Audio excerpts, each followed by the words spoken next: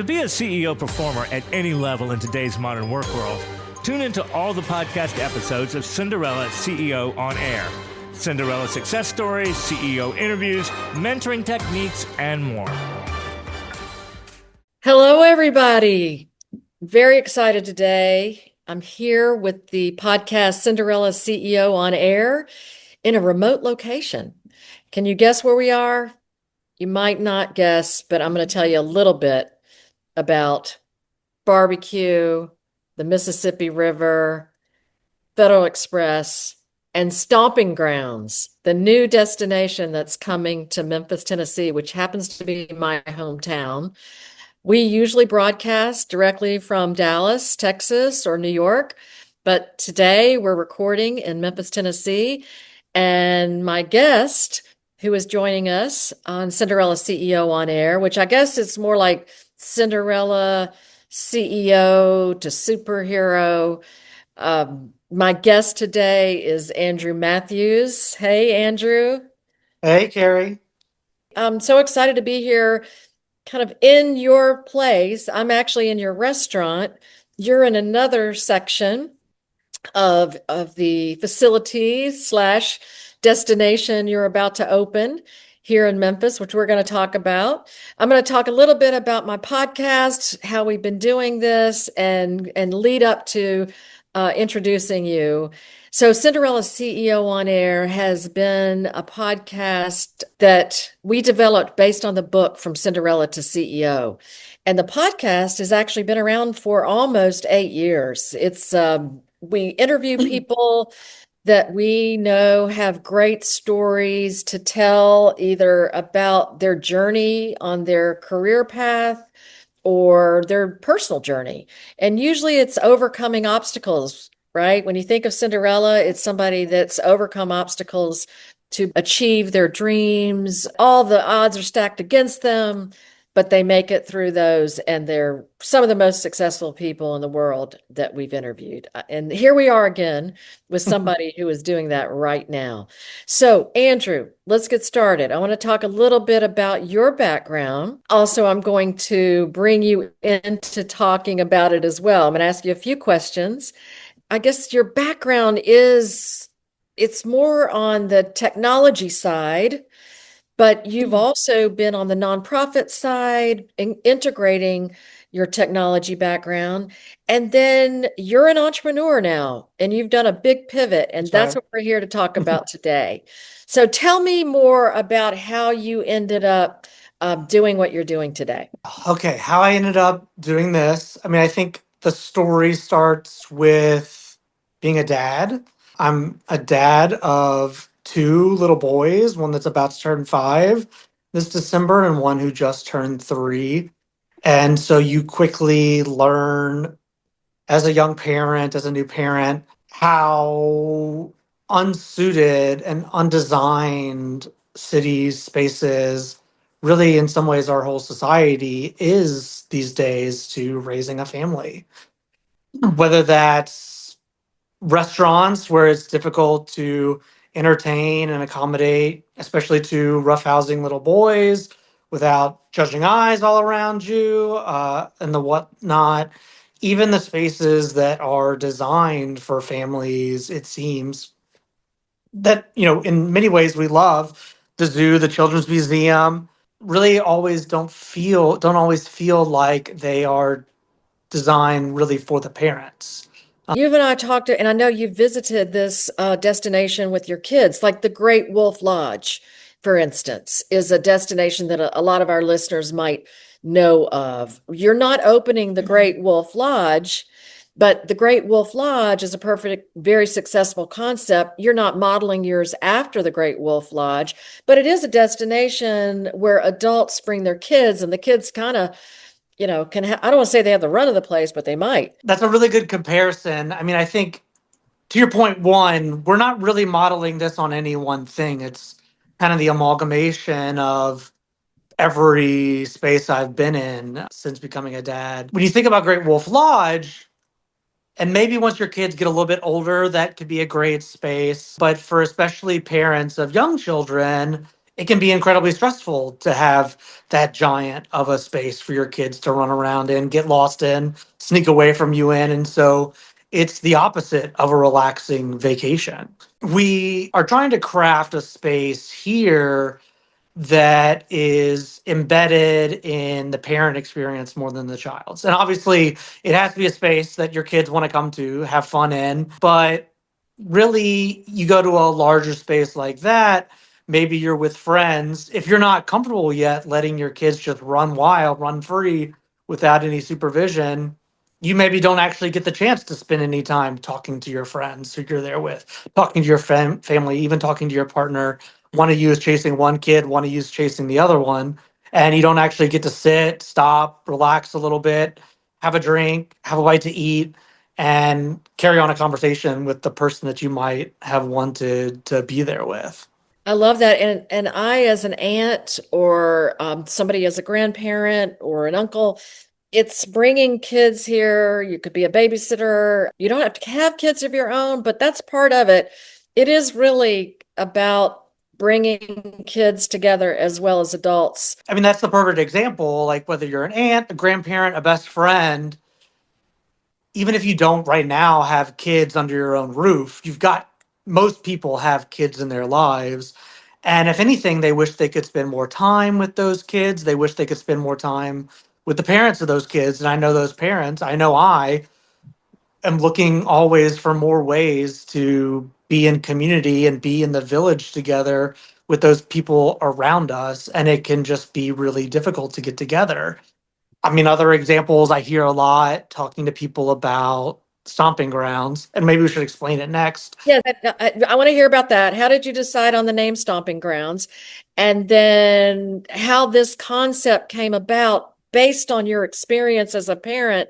Yes, but you've also utilized a lot of your technology background to do the research to make sure this was the concept that you wanted to develop, and also utilizing technology throughout the Stomping Grounds. So I would say where the name came from. I mean, one, luckily, and this is going to be true throughout my answer, right? You know, no matter how much experience you have in any given space that you're becoming an entrepreneur in, you got to build a great team around you. So, one, we hired a great local team, 3 women here in Midtown Memphis called Pretty Useful. And we've been going through a great brand process with them. And Stomping Grounds was one of their suggestions. And it ended up really, I think, capturing what we want to convey that this space is about. Coming from that phrase, going back to your old stomping grounds, we want to create the kind of institution and community and memories that really harken back to that kind of sense of home and nostalgia. And that, ideally in 20 years from now, 25, 30 years from now, the kids that are going to be coming to Stomping Grounds are going to be bringing their kids, right? And so, yes, my background is more on the technology and analytics side. I've done the private sector, I've done software, I've done government, I've done nonprofit at a bunch of really incredible organizations like Epic Medical Records, the National Civil Rights Museum, ALSAC, St. Jude Children's Research Hospital. I was a legislative aide to our city council here in Memphis. And so all of those things, in addition to, in the same way that, going to dozens and dozens of places across 5 years as a dad, all of those jobs and projects have combined to give me the experience that I'm drawing from this here, this there, and trying to make the most of my talents, but also, build that team around me. Like you said, Cary, you're sitting in the restaurant that we're going to be, maybe by the time this comes out, we'll have announced who's taking over that space. It's another great local entrepreneur she's been running her own restaurant here for 12 years in the city of Memphis. And so obviously I'm leaning on her from that F&B restaurant side because I don't have any experience in that space.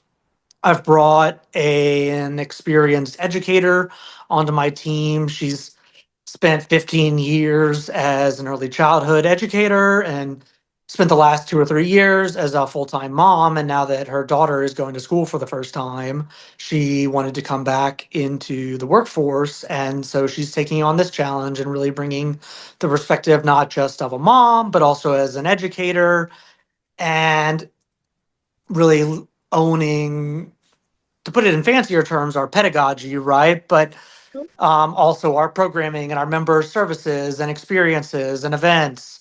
And then, yeah, I bring that technology analytics side. And so you really see that come out in how we launch. I've done the technology over the last 8 years, really the technology and the marketing for nonprofit fundraisers. National Civil Rights Museum, St. Jude's, ALSAC, I guess. And of course, like you mentioned, you were with Epic. So these are really big corporate enterprises. Yeah, And to have that experience and then to that now, this has been, I think, a dream of yours to do this. And maybe even once you had kids, it's like, okay, I see spaces or property around the area that I would love to convert into something that I could always take my kids and have community. That seems to be a dream that you've now realized. And so as you've realized this, and I know there's the whole plan for grand opening. You have an advisory board that you've described a lot of the people.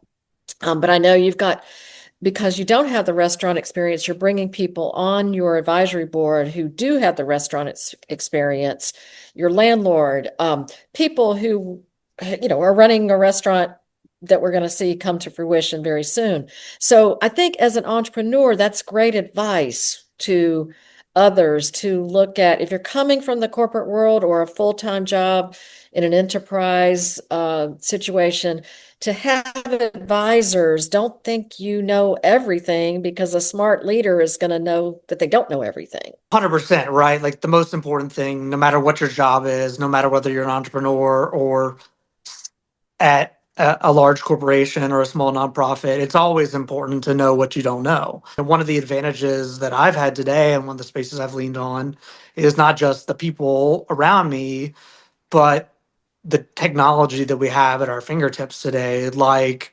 ChatGPT or Gemini, right? Like whether it's, waking up in the middle of the night and thinking to yourself, oh, where do I store kegs? How big of a cooler do you need? And how many backup kegs do you need to have? Or whether it's really big picture questions like, okay, if I'm going to have, say, an average of 1.8 adults per children, and I'm going to have this many taps, and they're going to be on site for, let's assume, 2.5 hours at a time. What's the model that I should build for how many drinks that they consume, right? All of those things I would have no idea how to answer as a first time business owner, much less, but also in this hospitality F&B space. But 5 years ago, 10 years ago, maybe you Google around and find a good blog post. Today you can sit there and run a deep research report or a 5.1 pro query of ChatGPT and get really great advice right at your fingertips within minutes. And not every single answer is perfect, right? But you start to learn to ask good questions, you start to verify them, and you can do so much more, so much faster than I'm sure you could, really 3 years ago. And that's timing, I suppose. The timing is right. The timing as an investor, you're obviously investing in this, but people are also investing in you. You're selling subscriptions to people now before the actual Stomping Grounds open. How did you come up with that idea to sell subscriptions? It comes from a few different places, right? I mean, it's working within that software as a service model on the technology side of all the work that I've been doing. It comes from being a fundraiser and knowing the importance of monthly givers. And so a really exciting part about Stomping Grounds, which, Cary's sitting in the restaurant, I'm sitting in one of the event rental spaces. I'm right above the big indoor play space that we'll have. We'll have a big new outdoor treehouse. We're leaning into co-working. for all those millennial, Gen Z, Gen X parents who are now remote or hybrid workers and need a space to go, a conference room to rent. And so we're able to build a really robust, sustainable, diversified business model across this 1.4 acre campus. It starts with that recurring membership at the bottom level, right? That special access is built on top of discounts for members, unlimited access to the space. Then you can sell your one-time tickets at high peak times. You've got your F&B, whether that's the restaurant that Cary's sitting in. We're also building a large and actually multiple self-service tap walls that serve not just local beer, but also a near beer for me. I've been sober for 4 years. Craft soda for the kids, nitro cold brew from Coffee Black in the morning. And by doing that self-service and automated, right? Like we're cutting our spoilage from like 24% to 3%. We're saving on the challenge of finding great bartenders and great staff in the current labor economy. And then we can layer on special events. We layer on obviously a lot of birthday parties and, you know, young adult I love Bible it that you study. put, oh, Bible studies, yes. Right. Can't Like, go wrong with that. there's the thing I've heard a bunch, if you're in a young adult Bible study or some other kind of group at your church or whatever, you have a really hard time getting together with those parents too, right? Because you can't all get 10 babysitters at the same time to keep track of your kids. If you could come here, get a great event space, and let your kids run around and play while you get to chat together. That's another thing that we offer. We can do summer camps. We can do About a corporate event, like a corporate picnic or something that people can bring their kids to. That's another perfect example. We lean into every single persona, whether that's full-time parents, whether that's, the 15% of people in Tennessee who homeschool their kids, uh, whether that is I mean, really, that the possibilities are a little endless, and that's where then you have to like rein in, be disciplined. Still, you can kind of like let your ideas run wild with a really cool, beloved space like this. I've been saying a lot lately that I'm trying to not have too much fun. I think that's really great that you have fun while you're working. And that is something that's a model for people to aspire to. But I like that you're calling it a campus because it's a learning, almost like a learning center, learning and development for all ages, but also it's fun. It's not a bad thing to have fun while you're learning. And while you're learning, you can have fun. I think that's so true. One, I had not thought about campus as the school. Funny enough, like I think of it just like as a big space. Now, actually, like a quick like side thing that no one will notice is I went to the University of Virginia and we called our campus grounds. Oh, So I do think about grounds a little bit with really? the fun part, right? I mean, that is the benefit of being able to go out on your own your own brand, own your own marketing, be disciplined, be smart, test and learn. But obviously, that's one of the great benefits of entrepreneurship is all those ideas that you've had, all those theories that you've had, all those beliefs that for good or bad reasons, other people get in the way of you trying in your large organization. We get to just go out and do that. And obviously, in a business like this that is centered around kids and play and community, we have a lot of leeway. So that's really interesting because when you are in a corporate situation, which you have been, and you still have a no, we haven't talked much about it, but you have a consulting business with nonprofits and helping them fundraise and make money as nonprofits. But and I have been on the corporate side too, a lot of times it's really, and people who are listening, if you are in a corporation, and you do have leadership or a boss or a manager who lets you explore and try some things. That is a great opportunity to kind of be an entrepreneur, if you will. Like Mm.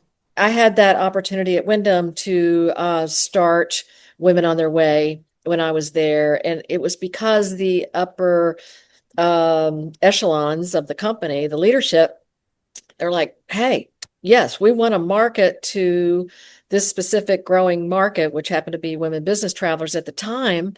And so, they let me loose in a way, to do what I wanted to do, which satisfied that entrepreneurial spirit. But you, as now, having been at these different corporations, were there times that you felt like, I'll keep this job, but I'll do something on the side to be an entrepreneur, like satisfy that urge or dream? And did you ever do that, or did you do something else or did you just feel frustrated? Just curious. Well, there were definitely times of frustration, certainly, where you're convinced of a direction to take something, and for various reasons, you can't convince your other stakeholders. But I think I've been lucky mostly to be in that role of entrepreneur. I like that word that you used. I have had great bosses, great mentors, and great opportunities at really innovative, talented organizations to completely build out new programs, to stand up new teams, to overhaul the analytics strategy for a testing division or things like that. And so, in some ways, the transition to entrepreneurship was easy and reflective of the amount of space that I've had in the environments that I've been in, corporate or nonprofit. Because you ended up learning those systems. And again, those who are listening, watching us, it is a great opportunity, even though it can be frustrating to be at the bottom of an organization, of a corporation. Many times it is worth sticking to it for a while, which you've done.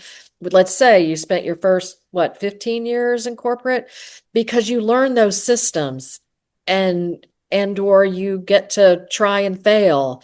And, you have something there that does catch you many times, unless you end up leaving.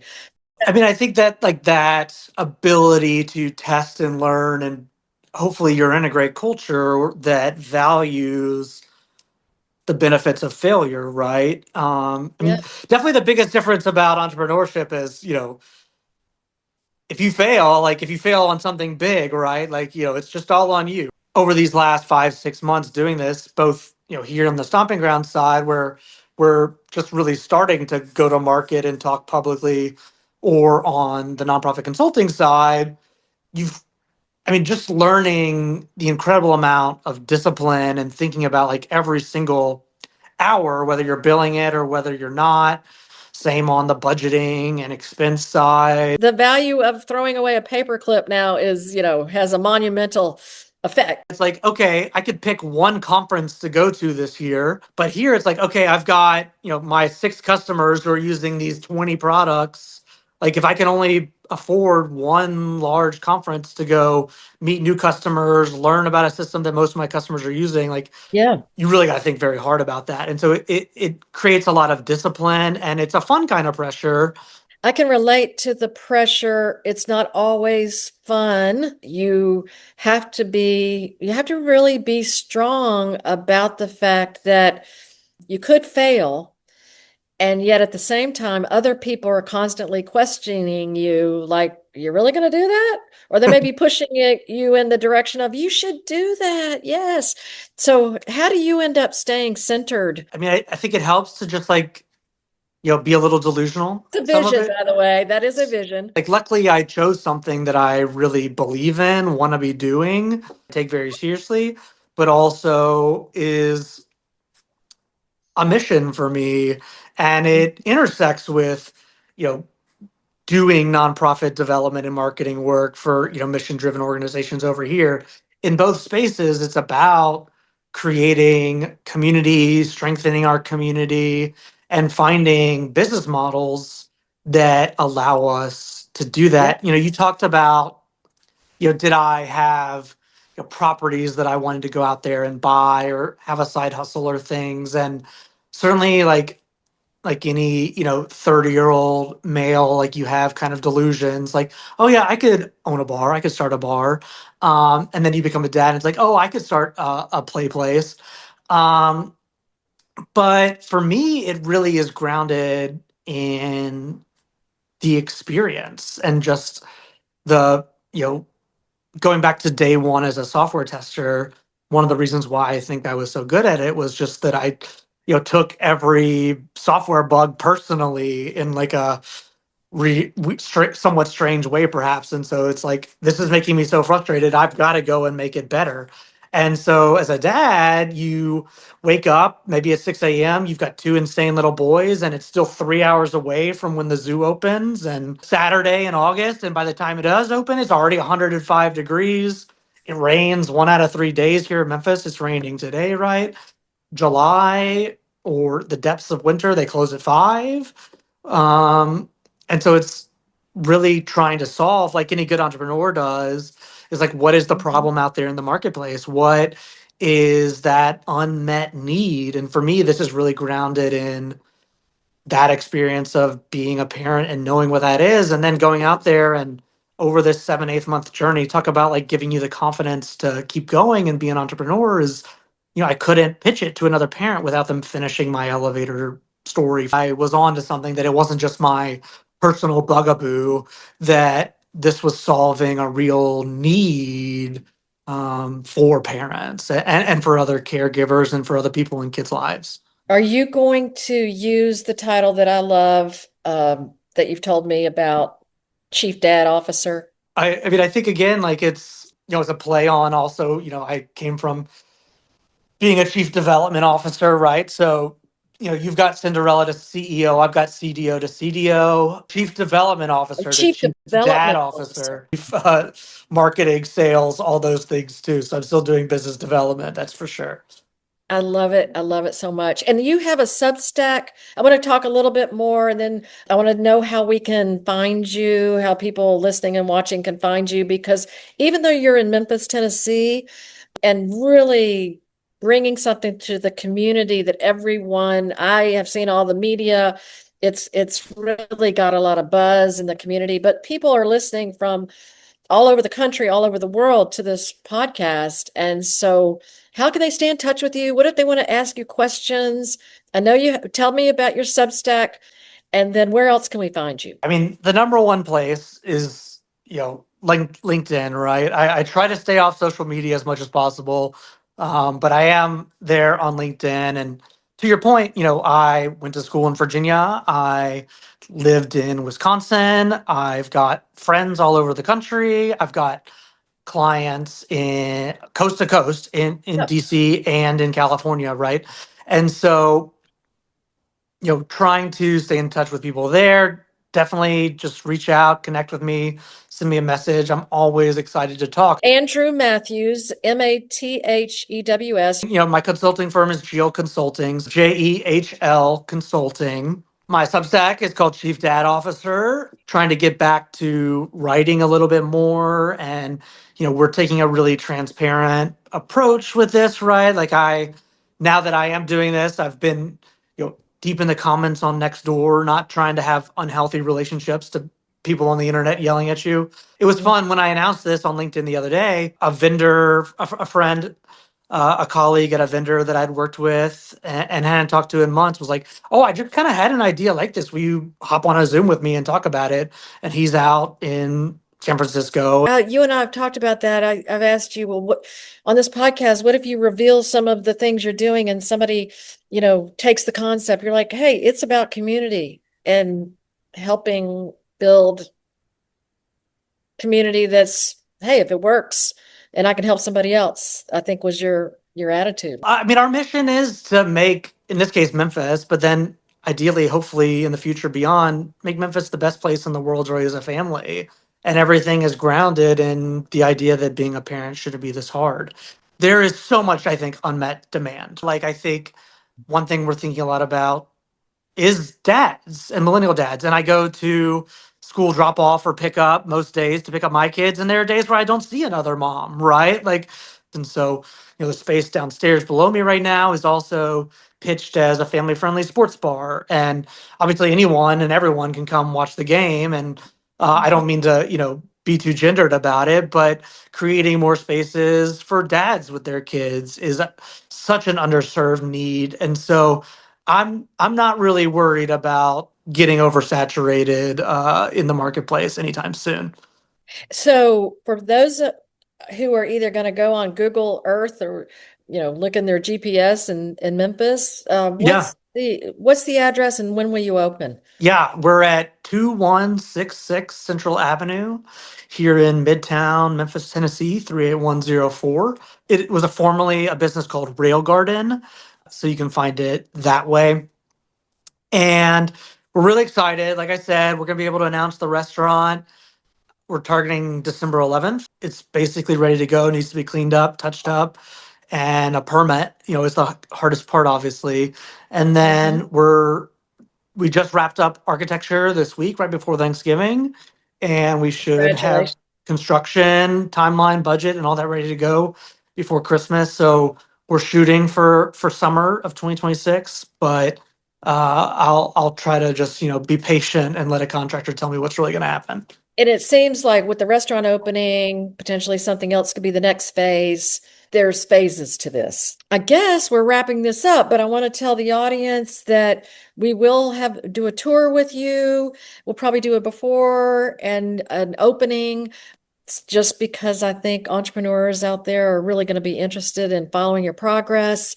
But what else for now, before we say to see you later, what else would you like to say to the audience? Yeah, like what are my closing thoughts? I think, one, I'm just very cognizant of how lucky I am. I have an incredible wife who enables doing this work. Oftentimes I'm asked, what's your major one piece of advice? And I think I like this one because it's both very, very true and completely relevant to whether you're an entrepreneur, whether you're an entrepreneur, whether you're starting your career or late in your career, the importance of mentorship. I mean, I would not be anywhere close to where I am without a great mentor who, my current mentor who has now been my colleague and my boss, and we started working Nice. together about 7 years ago at Alsac St. Jude. She at the time had just come in as a senior director, and we were on one of those internal innovation projects together and really got along. She really appreciated kind of the technical analytic mindset that I brought to balance her as a strategist and as a fundraiser, and I still, could speak technology, but could also speak business. And so from there, you just have to be awkward and aggressive about it and be like, hey, you're my mentor now.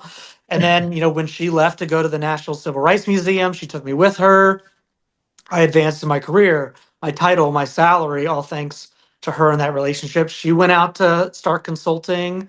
And, 6 months later, I went out and joined her too. And I'm subcontracting on her projects. And that's what made it possible for me to leave my job and start doing this crazy project, but also still have the start of a consulting company and a salary to be able to still pay for childcare and all those fun things. And so I think it works differently for everyone, obviously, but put yourself out there and find someone that you respect and get along with and admire, and just tell them, hey, you're my mentor now.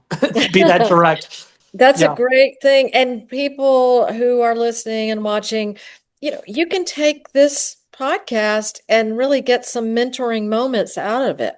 It doesn't always have to be a formal mentoring situation, which is somewhat informal. It wasn't like it was set up for your company. If you find somebody you want to learn from, don't be Don't, shy. yeah, don't be shy. Don't wait. Don't be afraid to ask. She was excited to be a mentor, and all it took was just asking her. Yeah, yeah. And oh my gosh, yeah, to do that sooner than later is so great and such good advice.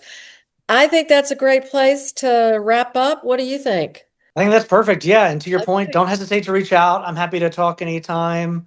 I think the only place to find me I didn't mention is the website for this place, which is letsstomparound.com. Thanks, Carrie. This was really fun. I'm so glad. And I just want to remind our listeners too, we're on obviously all the podcasting platforms, which is why you found us today. CinderellaCEO.com is our website where we archive all the podcasts that we've done. So stay in touch with me there. Stay in touch with me on LinkedIn. It's Cary Broussard. And as you have just met Andrew Mathewes, it's Mathewes. And find us on LinkedIn and our websites, and come back and listen to all the podcasts that we have. And also, Andrew will be back on soon. So thank you very much, Andrew, for your time. Thank you all for listening.